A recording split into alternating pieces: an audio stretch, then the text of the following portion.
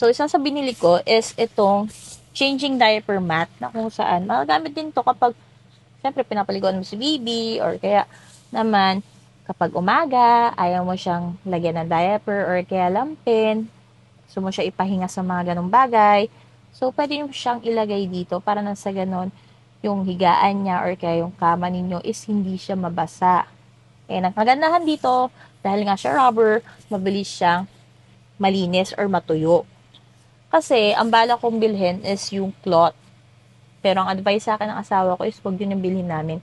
Kasi nga, syempre kapag nabasa na yun ng baby ni baby, hindi na namin siya magagamit. So, antayin pa namin siyang matapos malabhan, matuyo, bago namin magamit ulit. Eh, paano kung nasa labas kami? Diba? Ito, very convenient na.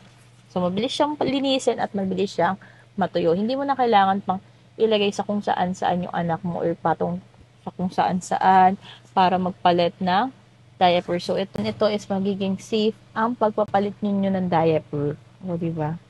So, magamit-gamit din talaga to ng anak mo. Bako nag-i-start na siya mag-crawl. O, diba? Ipatong nyo to sa kanyang higaan. So, nag-i-start na rin siya mag-crawl. Ilalagay ko to patungan ng sheet. Isa talaga sa pinag-isipan namin bilhin kung cloth ba or rubberized. Madali lang siyang iklopin. O, diba? Hindi lang siyang linisin.